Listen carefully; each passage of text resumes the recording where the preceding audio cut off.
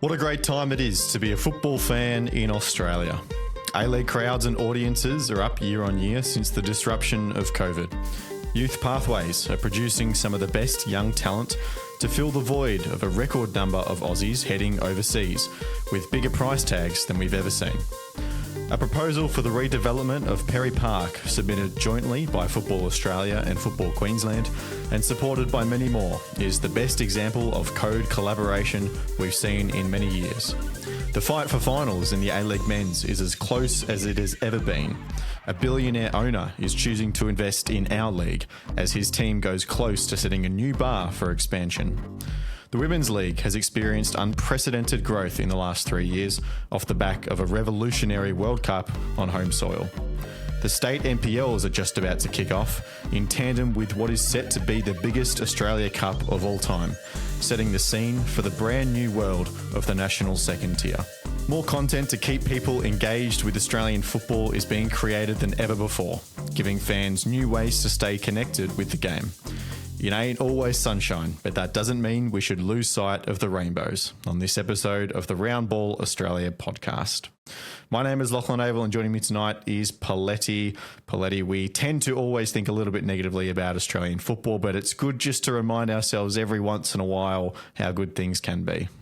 Yeah, no, it is good to remind us of the good times. You know, this is one of the greatest days of the year for me. NPL's returning. It's fantastic. Look, the NPL New South Wales hasn't returned quite yet as we record this. I had to sit through an NPL Victoria game tonight to get my NPL fixed. But, you know, the sacrifices we make for the things we love, right? Absolutely. Jacob Stevens, where does a 3 p.m. game on a Thursday fall on your list of good or bad things about the A-League? For people who have no life, fantastic. Right. I was unfortunately in the middle of a meeting while it was going on, so I couldn't catch it, which really sucks. And by the sounds of it, it was a crazy game as well. But yeah, it's one of those little quirks of the league, right? In that it's so spread out. It's over a bunch of different time zones to the point where, yeah, you get what's a reasonable game in New Zealand and it's middle of the afternoon. You know, people are at work or still at school or, you know, picking their kids up from school. And it's like, it's a bit of an awkward time, but it makes the league unique, right? Like, where else in the world are you getting a game at 3 o'clock in the afternoon on a Thursday? It's good stuff. Christian Montegan, one of the key questions out of this match was, should it have been the third New Zealand derby? Obviously, Wellington against Brisbane. Brisbane, obviously, a lot of people, it's going to be 2 o'clock when that game kicked off. A lot of people are going to be at work or school, tough to watch. But a New Zealand national holiday, everyone's off work. You have potential to draw a big crowd and make it a big marquee event. The argument is then saying that a derby is going to draw that anyway, so why not spread it out? What do you think is the better option? It's a tough one. I mean, if they go down that path on a Thursday, like as Jacob said, if you've got meetings or if you've got if you're obviously working 9 to 5, if you're somewhere in Australia and you don't have the opportunity to catch that game, then are you sort of missing out on that viewership aspect in terms of, Paramount Plus and getting that audience in? Or would you rather create that big spectacle, sell out, public holiday? I mean, it could work both ways, I guess. Personally, I'd probably leave it for the weekend. I think it's worked fine. The past derbies that we've seen this season. It wouldn't hurt experimenting. Obviously, maybe some food for thought next season. But for the meantime, I think there's no harm in changing, something that's not broken. It's obviously like an Australian perspective, Poletti, and as much as we like to call ourselves Round Ball Australia, it's not always about us. It's a New Zealand game of football over there, right? It's their national holiday. Is it worth making a big marquee derby? Oh, look, I think I said either on Monday or last week that I think it is. At the very least, and I understand Auckland have the bye this week because of the way the draws worked out, but go back to back then. Make it so that both teams can draw a massive crowd on a public holiday. Really spruik the interest if you're not going to have them face each other. And, I mean, it was Mount Smart earlier this year sold out. I don't believe the derby in Wellington sold out. Probably would have sold out today with the public holiday. But, it still drew a very, very healthy crowd. So, look, I'd be more than happy to have both teams play, get it up and running, to 25,000 plus crowds, or 20, 25, however you want to split that. But the reality is that's 40 to 50,000 people watching A-League football on a New Zealand public holiday. I don't think you can ask for much more than that with the state of the league as it is. Yeah, I don't mind that actually. I think that's a good compromise going back to back with games on Waitangi Day, and maybe something to experiment with next year.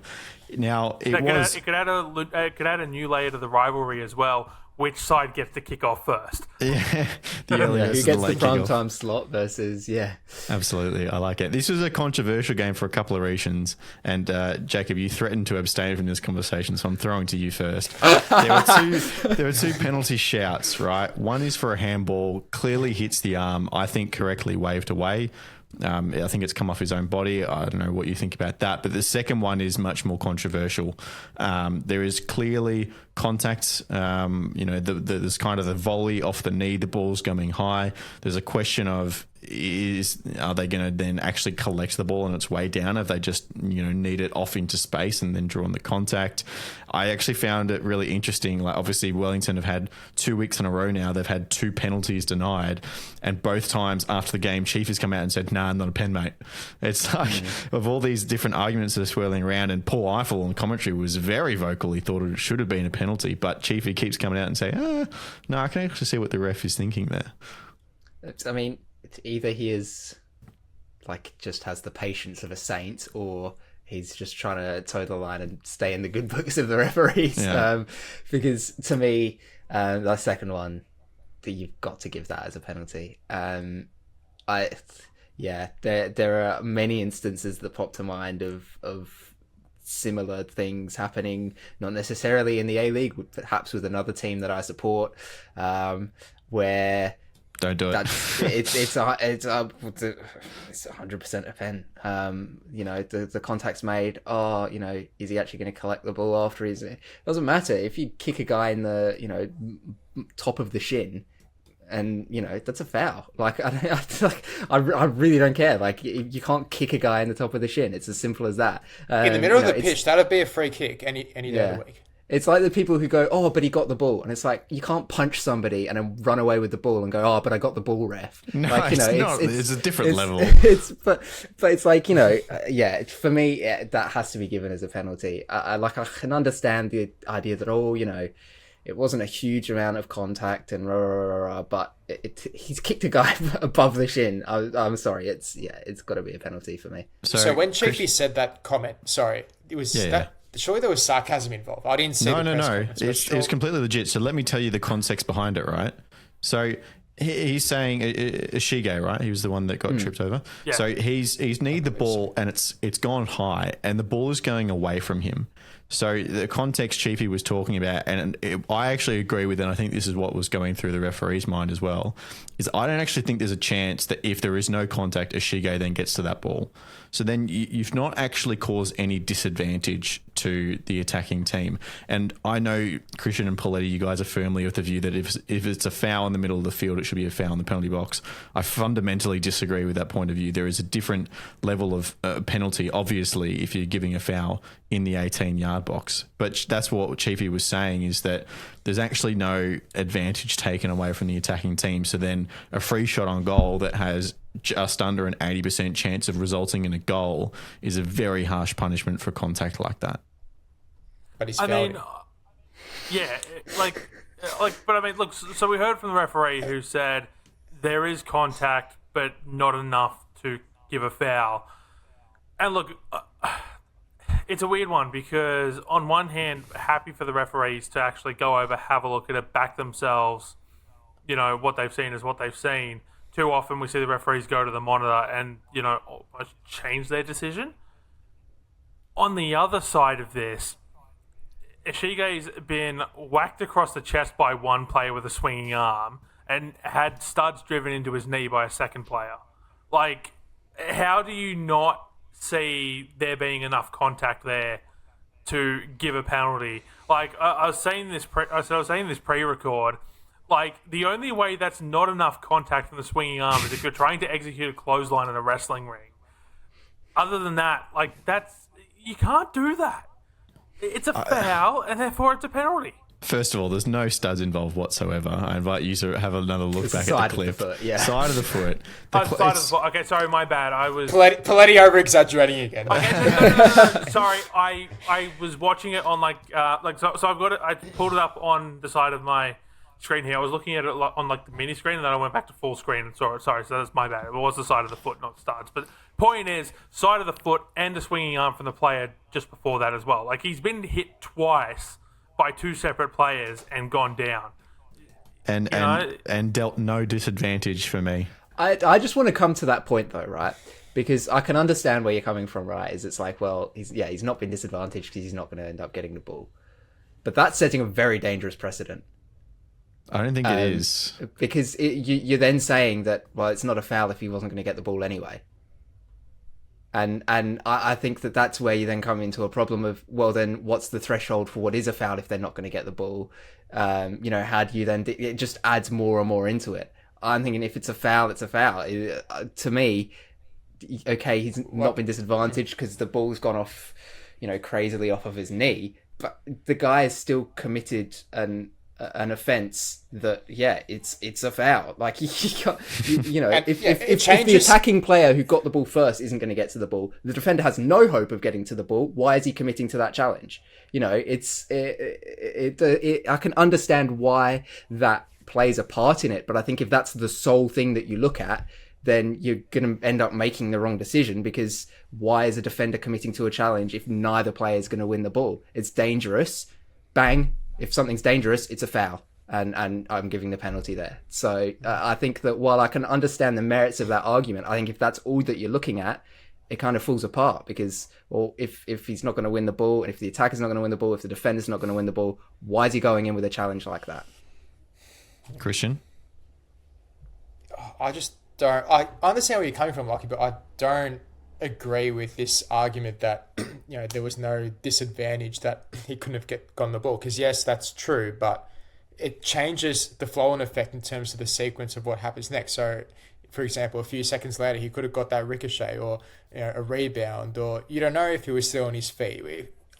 If it's a foul, it's a foul. For me, you've just got to give it as a penalty, and whether he is able to get to the ball or not, I think whether it's in the middle of the pitch, penalty box, you just have to give it as a foul, because I agree, to what Jacob was alluding to. It's, where do you draw the line? So for me, if you see, if it's a foul, it's a penalty. You just got to give it. All right. I don't think we can add too much more to this. The last thing I'll say is, and I've spoken about this before, is that referees can't look everywhere, and they're also trained and brought up in games without VAR, where management tools of the referees become a lot more valuable, and you can let people get away with little things. You don't have to adhere to the rule book to the absolute letter of the law in order to manage the game better, in order to manage the people that are on the field, and VAR has taken that away to a certain extent. So the referee's job has only got harder, as you can tell by the length of the discussion we've just had on that penalty decision.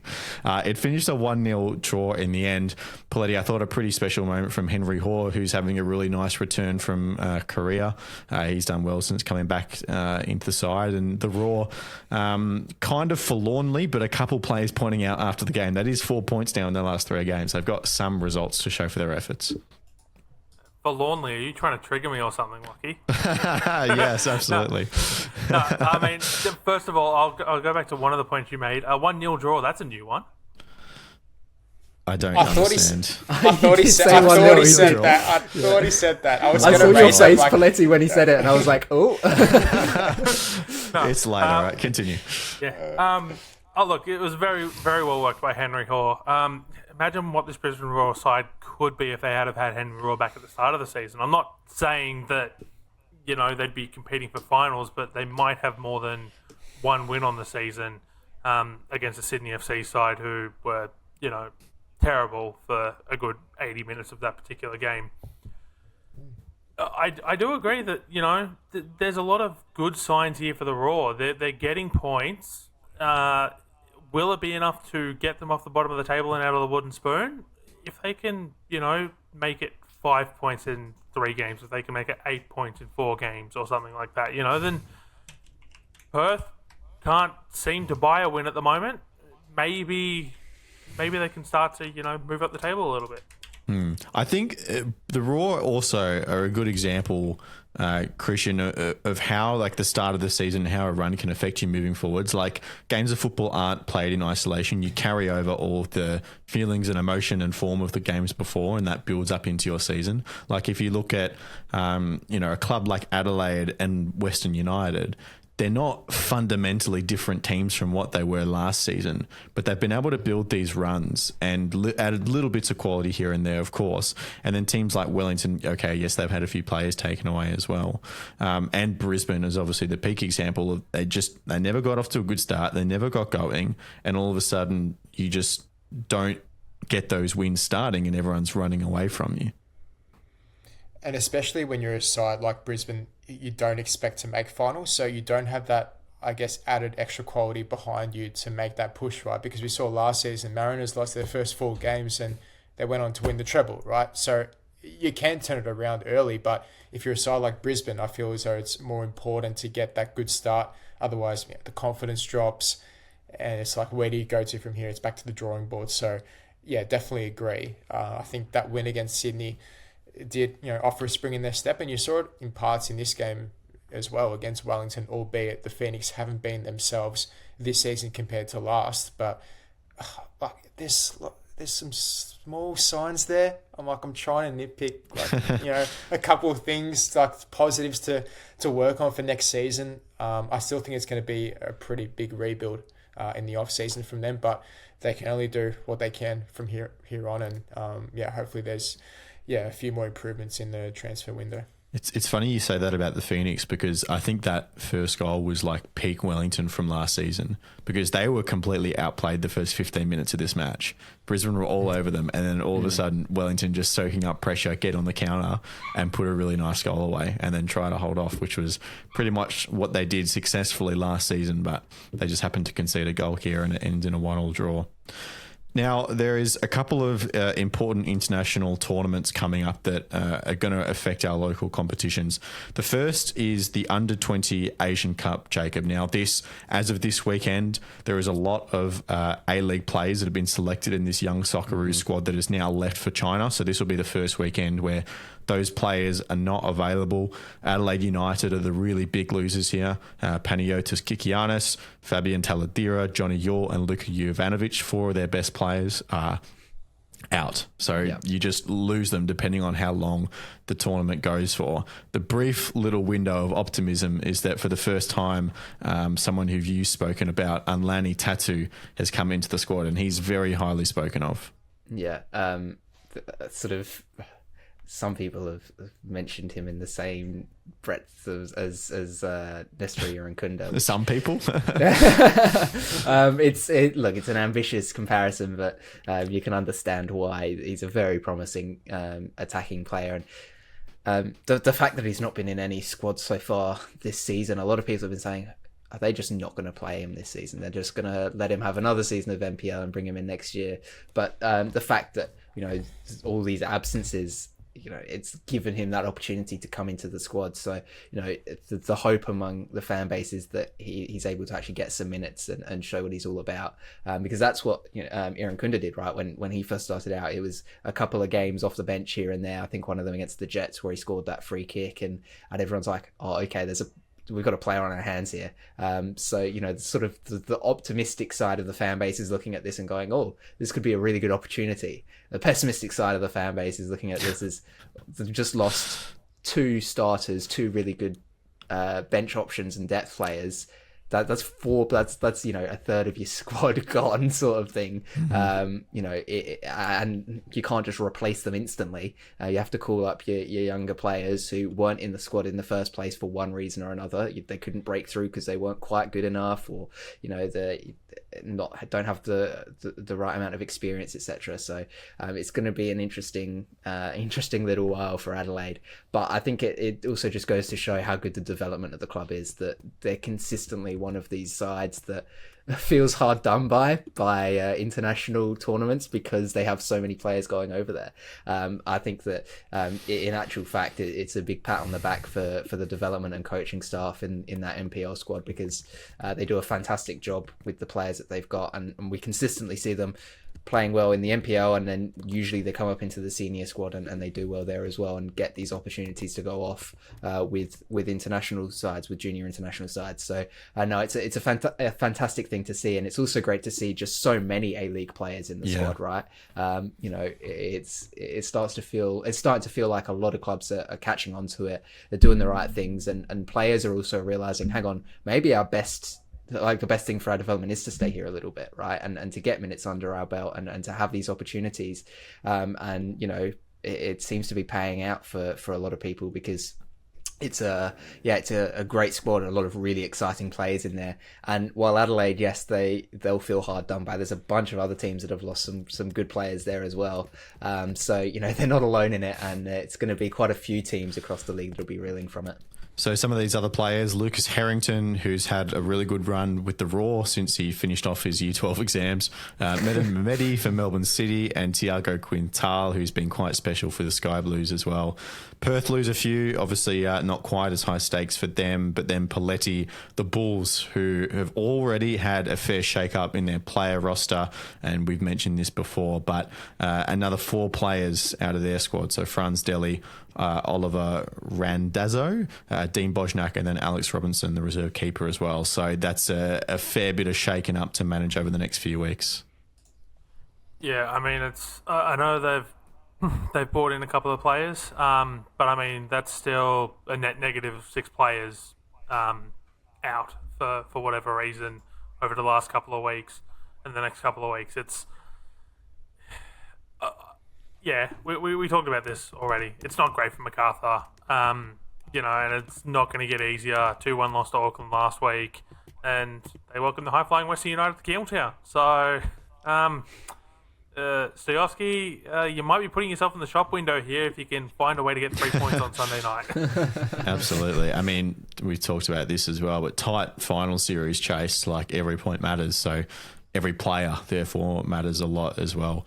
A bit more about the tournament itself, Christian. We've drawn Kyrgyz Republic, Qatar and China, who were the hosts in our group, which is quite the fortunate draw. One of our colleagues, Matt Olsen, is big into this AFC stuff. He was absolutely laughing when this came out, because the top 4 in this tournament get to qualify for the Under-20 World Cup, which all the people that know a lot more about youth development and scouting than me say is a very crucial tournament for these young players in this cycle. So China, who are the hosts and not a pot 1 team, were in their group, so it's naturally an easy draw. So to escape, hopefully, as top of that group in what is, as Jacob has said, seemingly quite a strong team, to get out top of the group, and then you just have to win one favourable quarter-final and you're into the World Cup, which would be great. You're playing it as if it's so easy. That's the dream. It's going to happen. Like we've seen in tournament past where some of these, whether it's under 17, under 20s, the Olyroos, under 23 level, they just find a way to disappoint, where you think they should be making a deep run, they should be winning some of these tournaments, but ultimately sometimes they fall short. And it was only before the Olympics where the Olyroos didn't score a goal, didn't qualify for the Olympics. That was seen as a big disappointment as well. I know this is another level, under 20s, but you just hope to see something. Obviously we have a few youngsters coming through, what you guys just read out before on the list. It is a favourable group on paper, but it's not all about the results here. What I look for in these tournaments is the style of football, the mentality, all these other different factors. And the results for me come a bit later. I know a lot of people do care about it. I do, obviously, as well. And of course, the players, the coaching staff. But I think that's not everything that you've got to take into consideration. There's other factors, to grow in terms of the youth development and, trying to take that next step. So not all about the results, but obviously it'll be great if we can qualify for, another Youth World Cup, which would be great. Would be brilliant. So those games are starting on the 12th and then the 15th and the 18th of February. So Wednesday, Saturday, Tuesday starting next week, and all at quite reasonable times, between about 8:15 and 10:30 p.m. on 10 Play. That's Eastern Standard Time, or Eastern Daylight Time, I should say. So yeah, interesting for the under-20s. Let's hope they can get into the quarterfinals, win that, and then get to the World Cup. That'd be brilliant. Poletti, the Matildas are soon off to the US to compete in the She Believes Cup.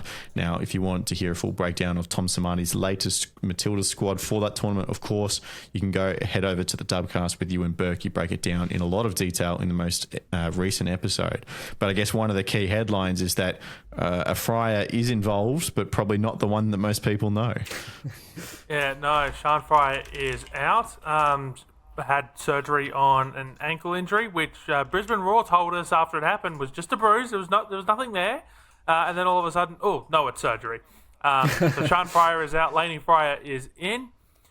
I thought, and we had this discussion on the Dubcast, I thought it might have been a little bit too soon. Tom Samani gave an excellent explanation. But yeah, if you want to hear the rest of that discussion, head over to the Dubcast. Honestly, like, the only surprise in this squad besides Laney Fryer for me was... I can't even remember what I said the second surprise was now. But, like, for me, this was just... I remember there was a second surprise. I couldn't remember what it was. That's a tricky plug. But for me, for the most part, this was a pretty stock standard Matilda squad. Like, I didn't even blink at the fact that Holly McNamara got a call back in because I just thought it was a given that she was going to get called back in. Once she got some game times, once she got a game time in her legs. I don't know about you, but just knowing the scenario of her ACL last year, literally the first game after she got called up to the Matildas, I was watching, following along with the game on the weekend. And it's like Holly McNamara score. She got her first half hat trick, like, just get out of the game unscathed so she can go to camp. The other big storyline here, Jacob, is that we are now, about 12 months away from this home Asian Cup. And they still do not have a permanent coach. Now, the quotes when people high up at FA have been asked about this subject, it seems to allude that there is a coach in mind that is still in contract. So maybe it's towards the end of a kind of European football season that is maybe when we can expect someone to be announced. But we're within 12 months now. So every month that you're waiting to get this person locked in is a 1 month less preparing for this tournament, with this generational opportunity.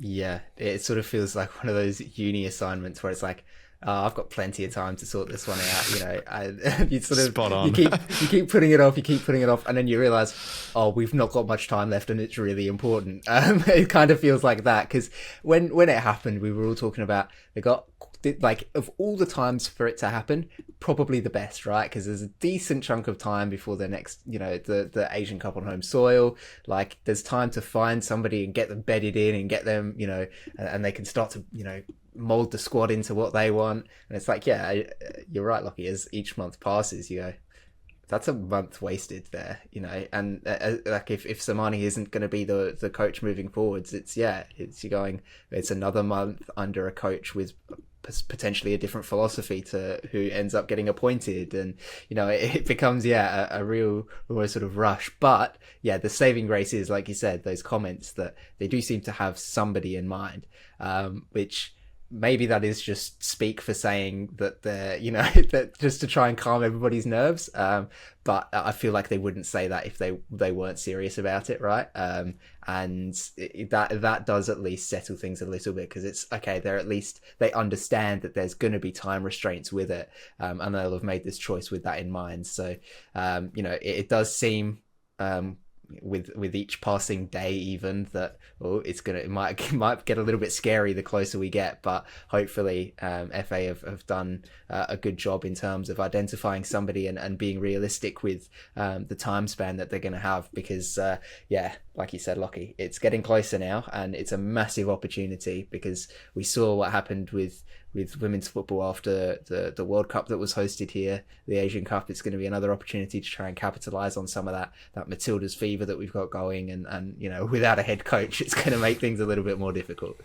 It is. So these fixtures start on the 21st of March. There's still a little bit of time to build up to that. Australia have drawn Japan, USA and Colombia in their group, and those games are at a nice friendly 9 to 11:30 a.m. in the morning. So we're actually getting some international tournaments that are in watchable hours, which is absolutely lovely. It's February, not March. It is February. Oh, it's soon. Yes. Oh, well, Yes, that's a it's whole month literally sooner. Like less than 2 weeks away. It's in a couple of weeks. Well, there you go. That would make sense because they've announced the squad already. So Yes. Yeah, They good announced it one, like Lockie. 2 months in advance. Oh, well, we move on. Well, what they have put in April, please tell me that month is correct. Football Australia have announced 2 games against South Korea as well. So they're going to be played in Sydney and Newcastle. They will be the Matildas' first games at home in 2025. Something else we wanted to highlight, Poletti. Bill Foley did a very interesting interview with the Men in Blazers podcast during the week. Now, Melbourne City, the City Football Group, they came into the A-League in quite controversial circumstances where this is kind of our second example that we've seen of multi-club ownership, and Bill Foley he appears to be going about it in quite a different way. Yeah, he is. So with the City Football Group, there's really only been that affiliation in name only. It's never been a lot of, from the outside at least, resource sharing, all those sorts of things. Like, I mean, who was the French coach they had like 5 years ago? Mombert. Eric Mombard. Yeah. So like there was that, but for the most part, it's been almost like Manchester City is one entity and all the other City Group entities are just their own separate thing. But Bill Foley here has really identified in this interview that it's going to be an entire group approach. So they're trying to develop the multi-club model, which is the like style of playing across all the clubs. Any club that we own a majority interest in, they're going to scout the way we want them to scout. They're going to play the way we want them to play. The coaches are going to be developed the same way that we want them developed. Their technical director is going to be fully engaged with Bournemouth because Bournemouth is really the top of the pyramid and we're just starting. We've got so much to do. And I thought it was fascinating as it relates to Auckland because Auckland have got off to this high-flying start, and yet it seems very much like what's happened here if, Bournemouth decide to go a separate way in 2 years' time and, really, across the group implement this sort of style that's different to Auckland, does that hurt what Auckland are doing? Will they be given independence to keep doing things until, it stops working? And that's not really something we've seen in the A-Leagues before, Jacob. And I know you're very much against multi-club ownership, but having this united front that can tap into a worldwide network and actually take advantage of said worldwide network could only be a good thing for the A-League, couldn't it? Oh, 100% understand the benefits to clubs and smaller leagues, especially development leagues. You're spot on there, Poletti, that it's a massive benefit for the clubs because they get to just share so much with what are these really high level operations, and that's huge, right? And you mentioned with City, it's kind of not really necessarily been the case, tapping into resources and things like that. I just think that you've also got to be wary of, are you playing second, third, fourth fiddle to it? Like, are you getting the correct amount of attention paid to you? And are you realistic about that? Don't go into something like this thinking, this is just going to be a piece in the puzzle. It's still a football club. They've still got fans. Okay, yes, you've started them from scratch, but we see the fan base that they've got already, and how fantastic it's been to have Auckland in the league this year. And it's like, do you really want to get on the bad side of all those fans? By you start off and it's great, and you've got this honeymoon period, but then things slowly start to go sour because everybody starts to realize, hang on, we're not really a main focus of this whole group. It's they are focusing on Bournemouth and we're all just feeding into that. And it's like, so from the club's perspective, it's great. It opens up pathways, it opens up resources.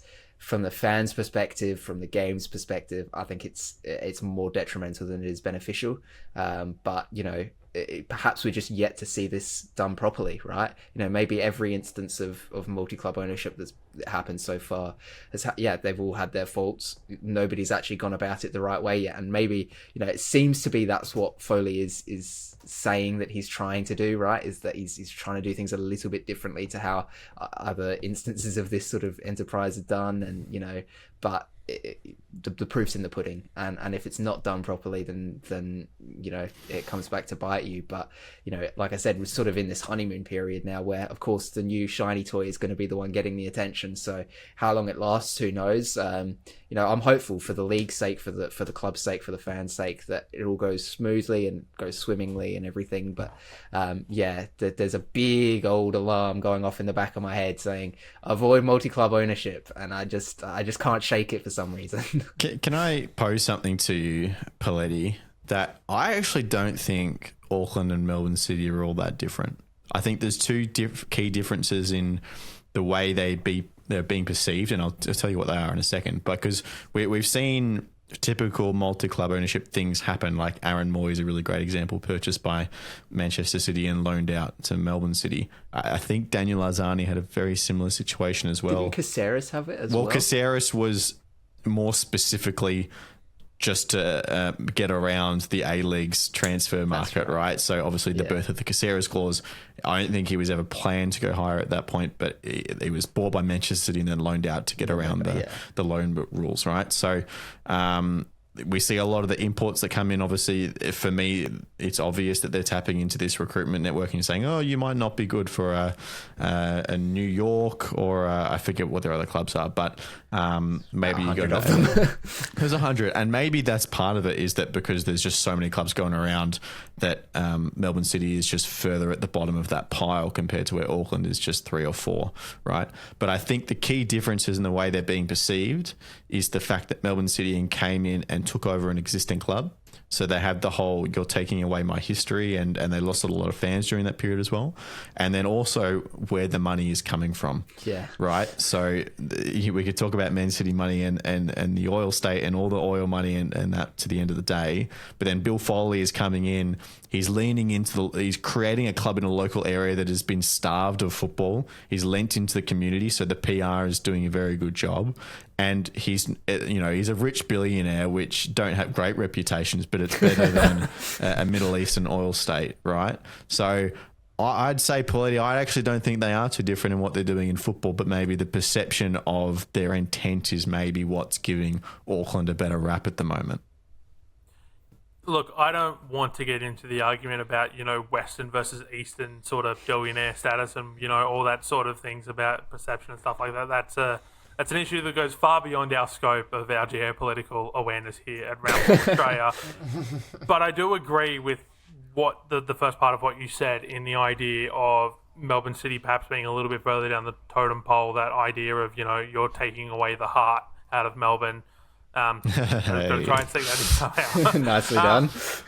But I mean, it's also, we've never really heard a lot from City either, whereas Bill Foley, and I think this goes back to part of that messaging thing, is in terms of the perception, is he's getting out in front of this. It's not like we've heard, is it Sheikh Alman? Or like the Sheikh that owns him has never really been a public-facing person, of the City Football Group, who's going, well, we want to do this, we want to do that. Whereas Bill Foley is saying, we want to do this, we want to do that. Here's how we're going to do it. Here's why we're going to do it. And one of the other things he brought up here, which is he's very big on, given his army background, is character. He talked about how important it was to him, making sure they've got the right guys in the locker room, about egos in sport. We've done it with our hockey club, the Golden Knights, and we're doing it with Bournemouth. We're doing it with our A-League team in Auckland. A very down-to-earth group of people, different collection of managers. But the managers we have and the people we have in the football side, they're all thinking about, what's the next step, how to get to Bournemouth, how to get to Hibs. And Foley said, they want them to think that way because he wants it all to be upwardly mobile, his words, developing players. The A-League is not going to produce a lot of Premier League players, but they are going to produce MLS players. They're going to produce players that can go to Hibs, young guys that can develop. We can keep them in our system and continue to develop them, and eventually maybe we can get them to Bournemouth. And I think that leads to some very interesting questions for Auckland, is not only just the idea of keeping them in the group, which we already touched on, but, do things go the other way? And I'll use, a very recent example here. The goalkeeper, whose name I've forgotten, Auckland goalkeeper. Alex Paulson. Paulson, yeah. So, signed by Bournemouth, gets loaned out to Auckland, whole controversy around that, but that idea of, and another quote from Bill Foley here, that's really our pitch to players that are coming to be in one of our teams, is that if they develop, we can create a pathway for them to get to the Premier League, and they may have to make a couple of stops along the way, but they'll have a pathway. And that's why it's so important for them to, have the system working in the exact same way, because right now we're finding players in the open market as opposed to developing our players. So if you take someone like Alex Paulson, for example, right, signed by the Premier League club, gets loaned back out to Auckland, that controversy aside, who's not to say, like the Black Knight Group have just purchased a club in Portugal, which opens up pathway to Brazil.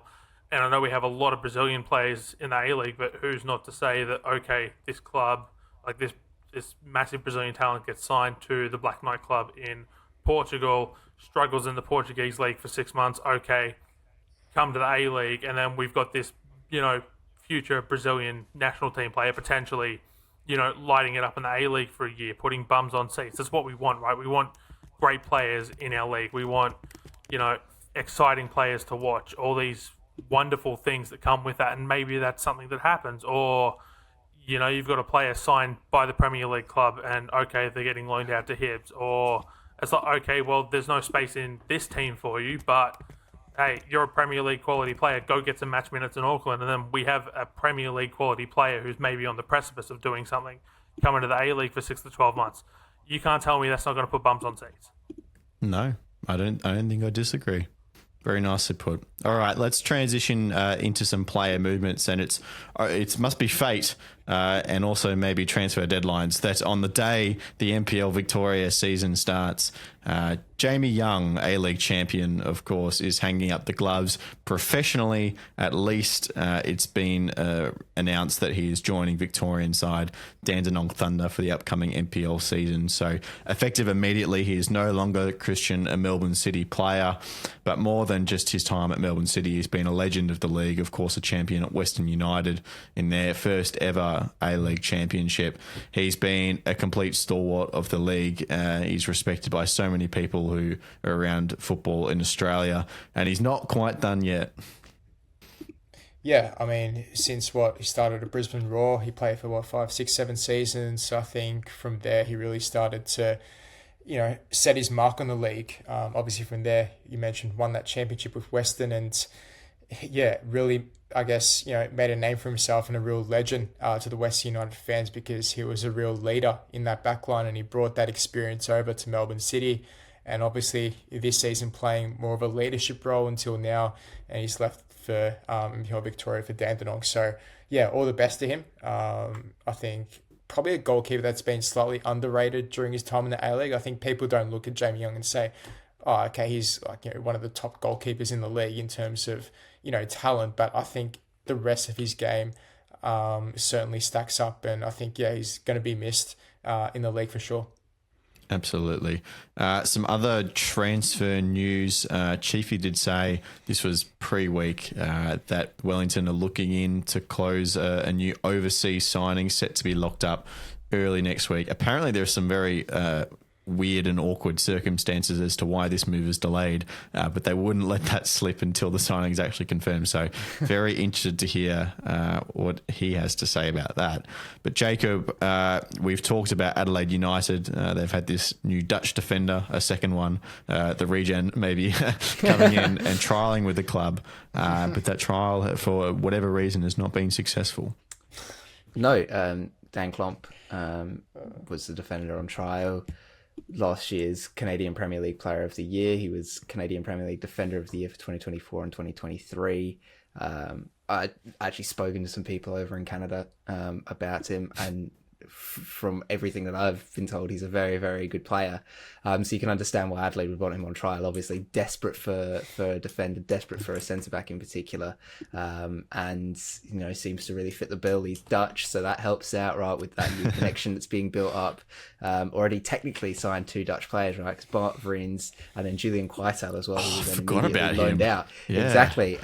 So it seems like maybe there's this new era at Adelaide where, similar to the Spanish one when Josep Gombau came in, now there's going to be a Dutch thing. But that's not going to be the case here, because Klomp, as it turns out, has left for Europe. Not sure what team it is yet. I've not heard anything. I've not seen anything, but it was reported by Lucas Ronaldo this afternoon, so Thursday afternoon, that he's headed over to Europe, and that Adelaide were unsuccessful in signing him. Now, Poletti, you mentioned pre-recording that could be, sort of a reference to the fact that perhaps Adelaide couldn't afford him. My take is that potentially it's, I've got a better offer overseas, I'll take that one, but thanks for your time, guys.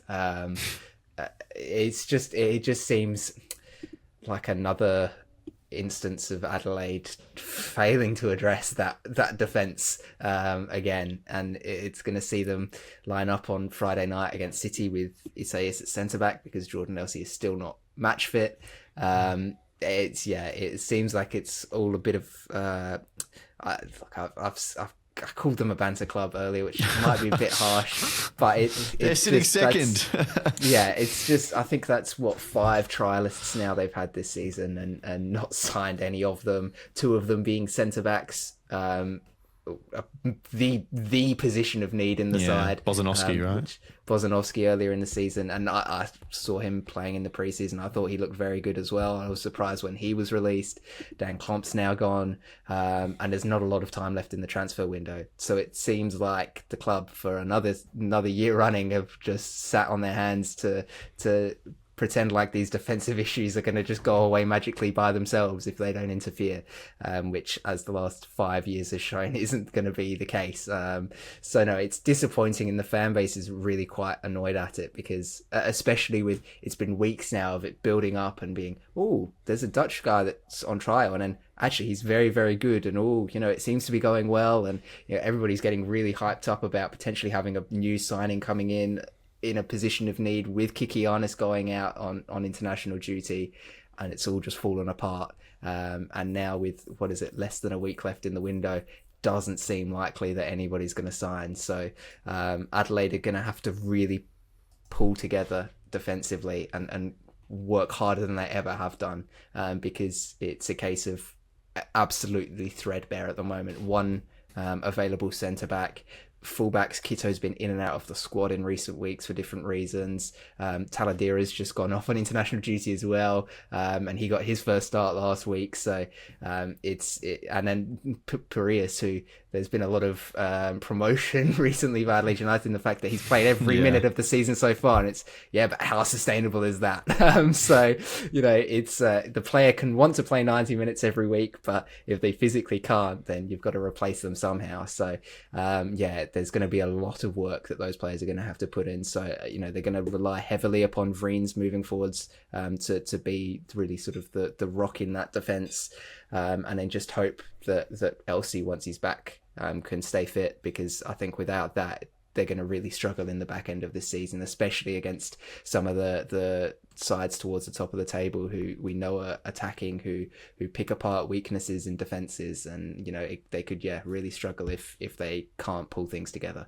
Look, Lockie, I reckon what we do is, because I've still got that footage from Unite round where Jacob played in that 5-a-side game. I reckn what we do is we send that footage to Carl Viet, and next week Jacob Stevens. I'll be honest, I was no better. I was no better than playing nobody at centre back in that game, to be honest. So what you're saying is that before the end of the season, Carl Viet's going to be trying a revolutionary new tactic in football: no centre back system.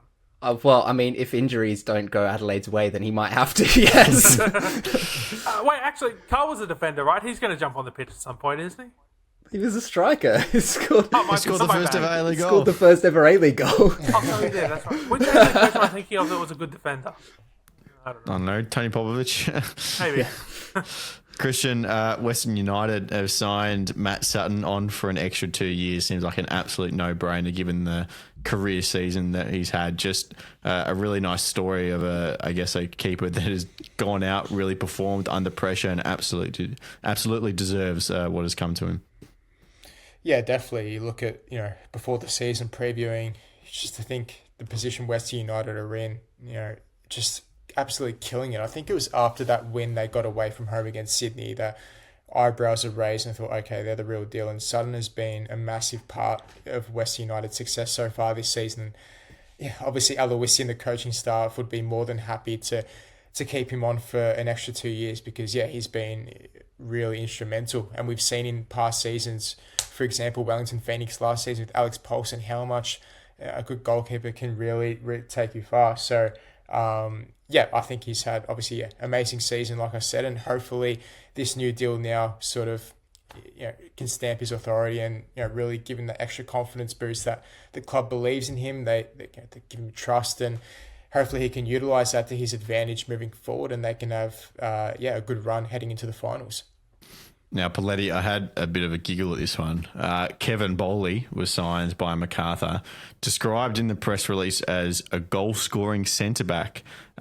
He is 33 years old and has scored 13 goals across his career. So I'm calling a little bit of what are we doing here on that one. 150 games in the Romanian Superliga. Interesting signing. It is interesting. I think that's what we call a little bit of press release magic, I think is the technical term for it in the industry. Look, I mean, MacArthur needed a centre-back that's, had some match minutes. I haven't had too much of a look into him. I'm not sure when he last played a game, but, an experienced centre-back, can only be a good thing for MacArthur, as we've touched on over the last couple of weeks, and people are probably getting sick of us saying already they've had a lot of people leave. Yeah. So they need to do something, and they've clearly identified this as their option. And now when he goes out and meets the lovely people of MacArthur, he can tell them, I play A-League football. what a cool thing to be able to say. A little bit further north. Think of the cowbells. Yeah, I wonder. A little bit further north, Sabit Ngor is leaving the Central Coast Mariners only on loan back to Heidelberg United in NPL Victoria, where he was so successful last season. So a little loan spell for him, which I think is a clever thing for the club to do. But, Christian, in good news for the Mariners, a couple of big inclusions this week. Miguel DiPizio, who's been out all season, and Lucas Maragos, who was very promising during the start of the campaign, back into the squad. Maybe not yet match fit to play from the out, but two very important players for them that they're getting back in a match day squad. Yeah, for sure. I think DiPizio is probably the one to keep your eye out on. Obviously, first game back since last season. Surely you'd have to say that he's been one of those missing pieces, I guess, at least to provide that spark, even if it's on the bench. He played about most of the season, did he not, last season? I think it was like came off the bench a lot. Games.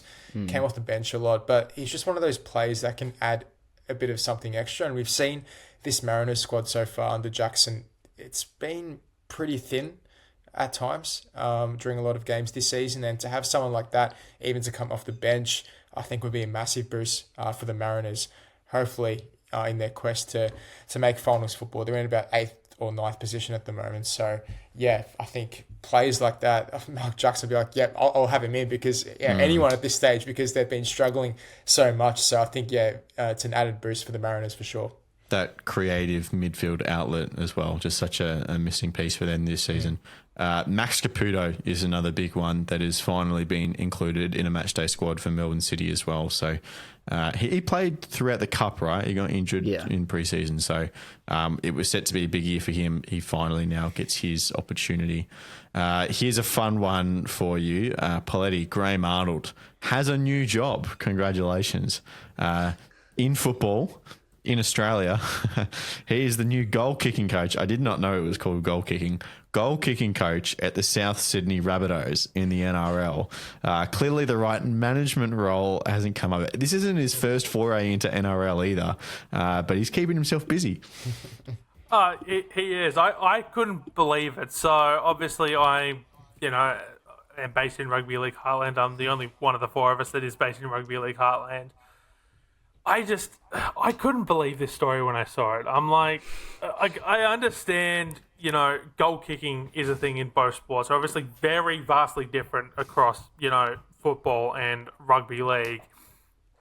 I mean, I get the connection here as Wayne Bennett, but I don't get it. Like, why would, there is a podcast I listen to where former West Tigers goal kicking sensation Joel Kane has been, I don't want to say begging clubs for jobs, but has been giving free advice, on a near weekly basis about how all the different goal kickers can improve their game. And sort of like an informal consultancy sort of vibe. I mean, if you're that desperate for a goal kicking coach, how many ex-pros are floating around rugby league that would be desperate for, 50 grand a year to just But do they have the Aussie DNA in them?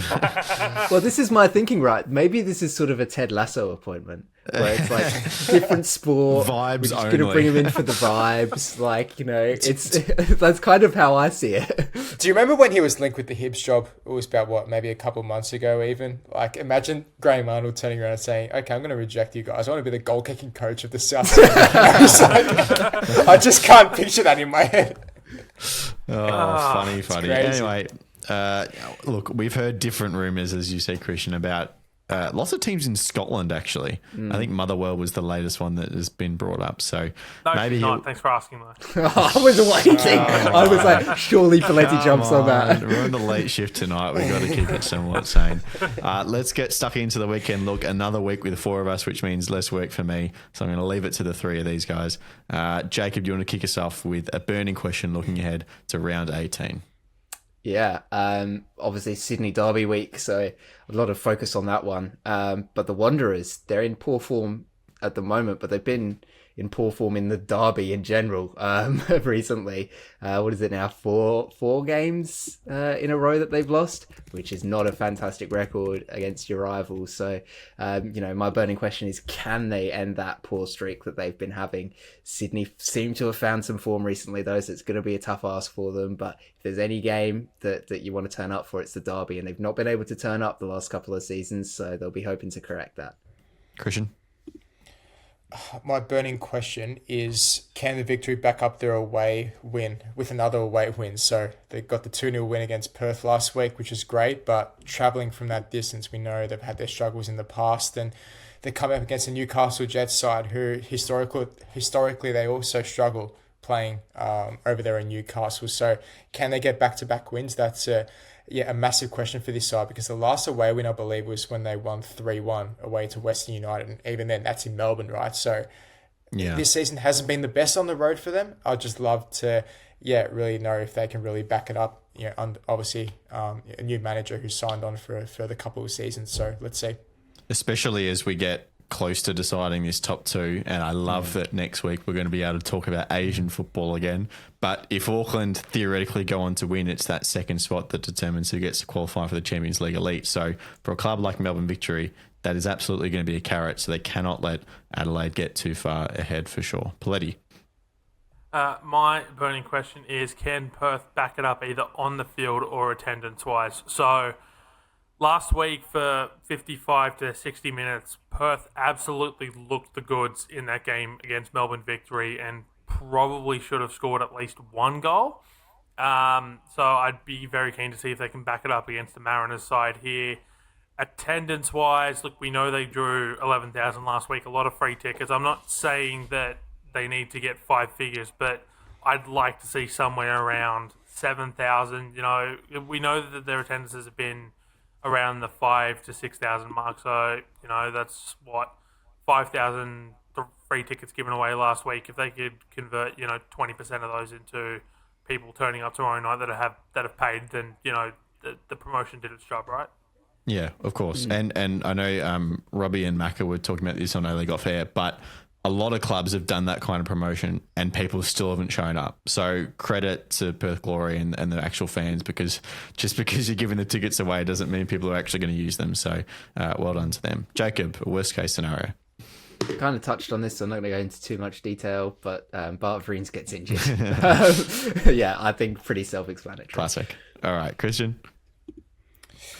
I've gone MacArthur don't score against West United as my worst case, because Poletti will know this as well. MacArthur, the amount of players that have left in January, it is concerning, and Jed Drew is probably the tip of the iceberg in terms of in the forward line. They've got Jermaine up there, but it's going to signal if they can't score goals, in these next couple of games, and where are the solutions going to come from? I think that's going to be a real worrying aspect for MacArthur fans. So, if they don't score against Western this week, then, it could be a bit worrisome. They did struggle a little bit when he was injured earlier in the season. That was paired with Jake Holman as well, which was even more tricky, but yeah, for sure. Poletti? We do encourage the responsible consumption of alcohol here, so I'm not going to say take a shot every time that we've talked about MacArthur losing players. I'm not saying that. For me, my worst case scenario is the Sydney Derby does not crack 30,000 in attendance. So the last Derby, which was Unite round, cracked 30,000. But before that, you have to go all the way back to the first Derby after the new Sydney Football Stadium opened. That was the Cassini Yengi goal-scoring Derby for any fixture in the Derby to have cracked 30,000. There's a lot of 26s and 27s in there.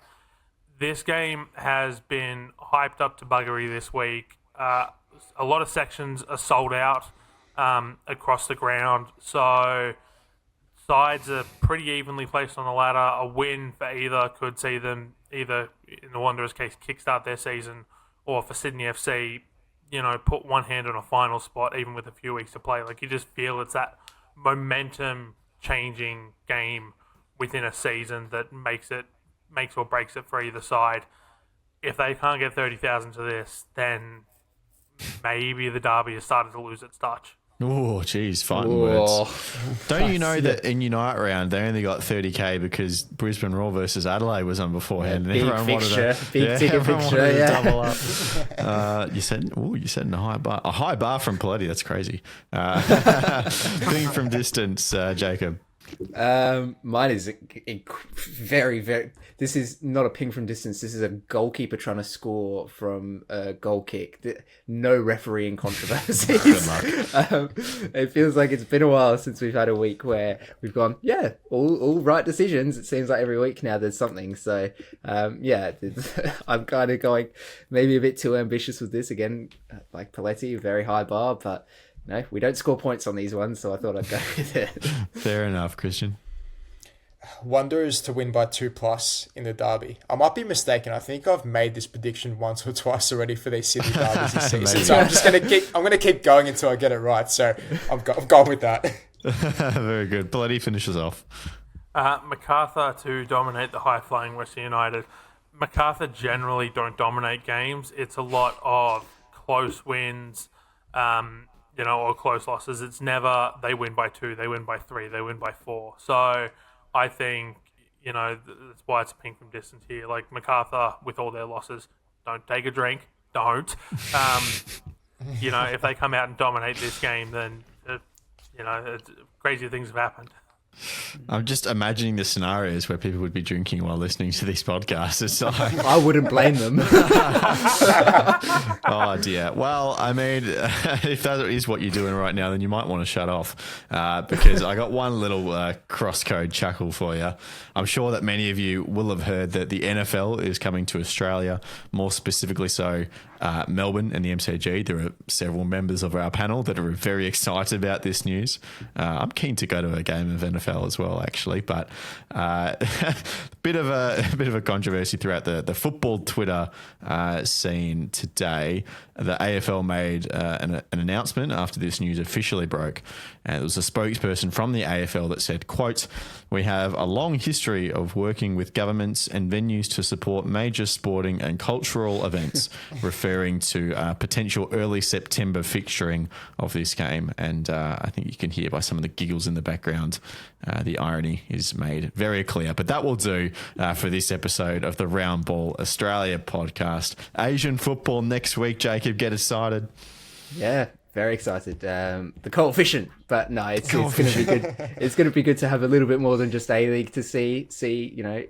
Have the Mariners improved? Probably not. No. Will Sydney be able to keep up their form in Asia? It's going to be exciting to see, and it's always good to have more than just the A-League to talk about. Christian, it seems like Sydney FC is the exciting one, right? Like, obviously, because they're still in it, but also it's going to be competitive games, and they do have a genuine chance of going the distance as well. Definitely, we spoke about it earlier this week or last week that they've got a harder bracket than we thought. So, on that side of the draw, they got John Book and a couple of others. It's going to be, very tricky, but they've got the talent to do so. So I was going to say, a live stream's back on. That's a very good point. I think we might have to. And Poletti, if people want a little bit more in-depth conversation of A-League football. Maybe they should pay attention to the socials on Monday afternoon. I don't know. Maybe they should. Maybe they should indeed. But that last little bit you talked about, I wasn't aware the Melbourne International Comedy Festival had started so early. Oh, goodness. Are we talking about the NFL? Yeah, just that little quote there, because that really put me into a chuckle. Well, we're focusing on the positive today, so it only got a brief mention, right? So we're trying to be uplifting, good A-League football, whatever, Australian soccer supporters. Cheers to that. Thank you all very much for listening at home. We will be back on Tuesday to give a full wrap of your A-League weekend and talk AFC football. Thank you again for listening. We'll see you then. Goodbye.